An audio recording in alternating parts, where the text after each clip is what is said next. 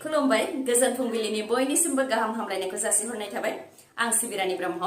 आसा खालामो नोंथांमोनहा गासैबो मोजाङैनो दङ नोंथांमोननि थाखाय आं गोदान मोनसे भिडिअ लानानै फैबावबाय अन्नानै भिडिअखौ जोबजासिम नायलांदो चिरां जिल्लानि काजलगावआव डिसि मावख'नि लांगोनायाव गोख्रों धर्ना होनाय हाबाफारि बानजायदों थाखो 10आव फरायनाय बर' हिन्जावसाखौ हानजा जिनाहारि खालामनायनि हेंथायैनो चिरांनि काजलगावआव डिसि मावख'नि मोखाङाव गोख्रों धर्ना होनाय हाबाफारि बानजायदों Chirang district committee of all Assam tribal संघनि बानजायनायाव गुबुन गुबुन आफादफोरनि हेफाजाबजों धर्ना होनाय हाबाफारिखौ बानजायदों जेरै एबसु आसु आबोब बर' साहित्य सभा आरो गुबुन गुबुन आफादफोरजों लोगोसे गुबुन गुबुन सोलोंथाइ फसंथानफोरनि फरायसाफोरखौ लोगोआव लाफानानै धर्ना होनाय हाबाफारिखौ बानजायदों बिजिरनाय नांगौनि थाखायनो गोख्रों दाबिखौ खालामदों पक्स' आयेननि सिङाव नायबिजिरनानै साथाम दायनिगिरिखौ जाहाथे फासिनि साजा होयो बेनि थाखाय दाबिखौ खालामदों साथामनि मादाव सासे दायनिगिरिखौल' आथिङाव गुलि गावदों नाथाय बेल'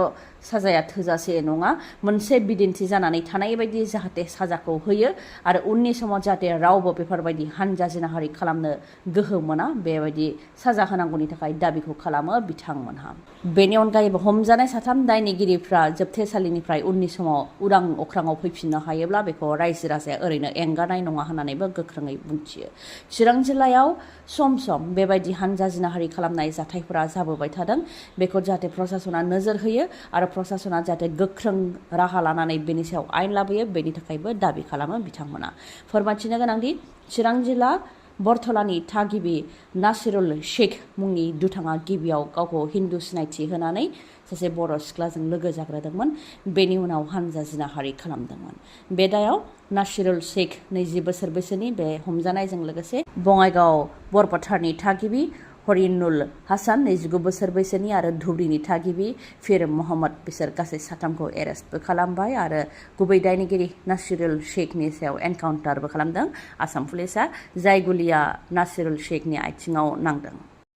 बे समाव बिटिसि सरकारा रायजो राजाफोरनि आखाइ आखाइ लाख लाख रां गथायनायखौ नुनो मोननाय जादों माब्लाबा फरायसाफोरनो फरायनायनि थाखाय रांनि अनसुंथाइ होनाय आरो माब्लाबा खैफोदाव गोग्लैनो गोनां जानाय नखरफोरनो रांनि अनसुंथाइ होनायखौ जोङो नुबोबाय थानाय जादों थिग बेबायदिनो आईआईटी गुवाहाटीआव बिटेक फरायबाय थानाय मीनाक्षी सरकारनो बिटिसि सरकारनिफ्राय 2 लाख रांनि अनसुंथाइखौ होदों हाग्रामा महिलारिनि बिथोन बायदियै लाइमोन बिपिएफनि आफादगिरि रिनजय बर' बिथांजों लोगोसे कास्टम बसुमतारी प्रहलाद ब्रह्म बिथांमोनहा बे रांनि अनसुंथाइखौ गथायो रां मोननो हानानै गोजोननाय फोरमायथियो आरो बिटिसि सरकारनिसिम साबायखरखौ बावो फरायसायाबो ओजोंहाय बेनि सिगांबो एमबिबिएसआव फरायनाय फरायसानोबो 4 लाख रांनि अनसुंथाइखौ होयो बिटिसि सरकारनिफ्राय क'क्राझार जिल्लानि बरुवा पारानि रबिउल आलीनि फिसाजो रुना लाइनानो 4 लाख रांनि अनसुंथाइखौ गथायो फरायसाफोरनो राङारि अनसुंथाइ होनायनि अनगायैबो खैफोदाव गोग्लैनाय रायजो राजाफोरनोबो अनसुंथाइ होनायखौ नुनाय जादों जेरै उदालगुरि धनसिरिनि दुलुर बसुमतारीया गावनि फिसायनि फाहामथायनि थाखाय बिटिसि सरकारनियाव रांनि अनसुंथाइ मोननो हास्थायनायखौ फोरमायथिदोंमोन समाज बिजोंनि गेजेरजों बे लेखायै बिटिसि सरकारा 3,50,000 रांखौ होयो नाथाय दुखुनांथाव दुलुर बसुमतारीया गावनि फिसायखौ रैखा खालामनो हायाखै अब्लाबो बे राङा नखराव मदद होगोन होननानै बुंथियो बिथांमोनहा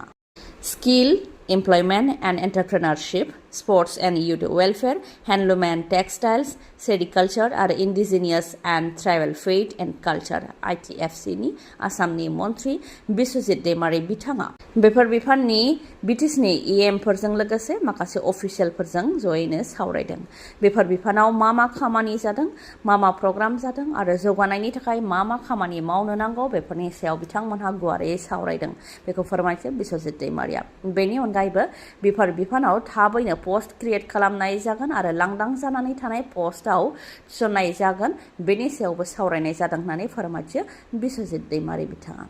बेनि अनगायैबो बिटिसिनि चिफ हाग्रामा महिलारिजों लोगोसे माखासे बिबानगिरिफ्रा आसामनि गिबि मन्त्रि डक्टर हेमन्त बिश्व शर्मा बिथांजों सावरायनानै माखासे थांखि लानाय बायदियै गासै 9 स्टेडियामखौ बिटिसिनो गथायनानै होनाय जायो जायनि थांखिया गासै ओनसोलावनो गेलेमु इनफ्रास्ट्राक्चारनि सामलायनाय आरो बाहायनायखौ साबसिन खालामनाय होननानै मिथिहोयो बेनि अनगायैबो बिटिसिनि एमसिएलएफोराबो गिबि मन्त्रि रिलिफ फान्डआव गासै 17,62,200 रां दान होयो बिटिसि आयेन आफादनि बुंथिगिरि त्रिदिप दैमारीजों लोगोसे लेङाइ बुंथिगिरि बिजितगोरा नार्जारि बिथांमोननि मोनसे थान्दै हान्जाया डक्टर हेमन्त बिश्व शर्मा बिथांखौ लोगो हमनानै 17,62,200 रांनि चेकखौ गथायो। जाखांबायना जाखांबाय ओमफ्राय दा माबायदि नुखो सिगां मोजां नुदों मोजां नुजोब्बायना सिगांथ' नुवाखैमोन ना नुवाखै आं इसेबो दासो नों दा माबायदि मोनदों बेखौ मोनदों सानसे दाथ' नुजोब्बायना सिगांथ' नुदोंना नुवाखैमोन ना दानि नोंसिनि महरखौ नुवाखै दा नुबाय मोननैबोथ' नुवामोन ना महरखौ दा नुजोबबाय दाथ' मोजां नुबायना ओमफ्राय दा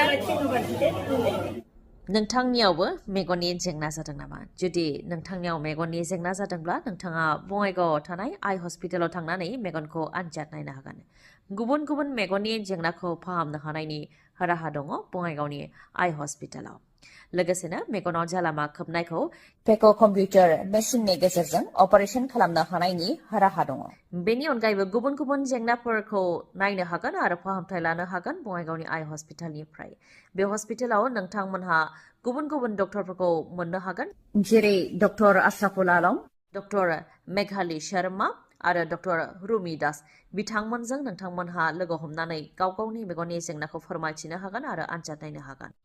थावनिया जाहैबाय लवार आसाम हस्पिटालनि उल्था दिगाव आरो बास स्टेन्डनि साखाथियाव। फोनांजाबनो थाखाय 6900949900 बे जानबुं नाम्बारावबो नोंथांमोनहा सुलाद लाहरनो हागोन।